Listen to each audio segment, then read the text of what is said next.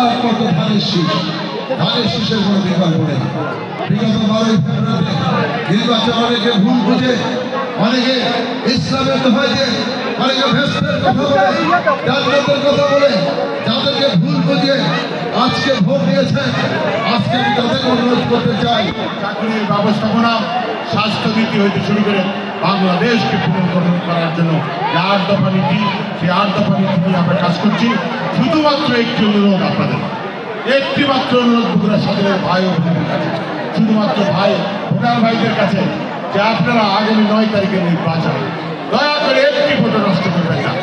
এই নির্বাচন, এই 9 তারিখের নির্বাচন সরকার পরিবর্তনের কোন নির্বাচন নয়।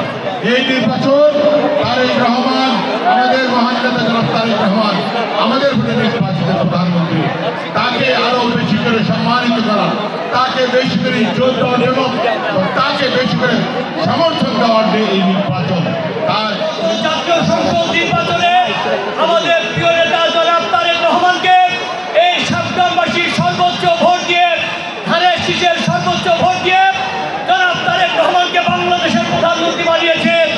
আজকে আমাদের বগুড়ার স্বার্থে, বগুড়ার উন্নয়নের স্বার্থে আবারও 9 তারিখের এই ছেড়ে দেওয়া আসনে আমাদের প্রিয় নেতা জনাব তারেক রহমান, আমাদের প্রিয় নেতা জনাব রেজাউল করিম বাদশা ভাইকে উপনির্বাচনে ধানের শীষ বাংলা তার হাতে উঠাই দিয়েছে।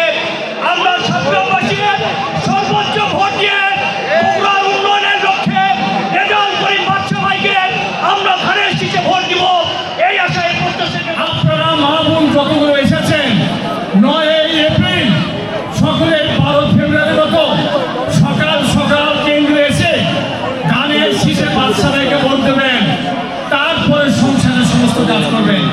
আর ভাইদেরকে বলতে চাই, আপনাদের বাড়িতে এবং পাশের বাড়ি একটা লোকও যেন 9 এপ্রিল ধানের শীষে ভোট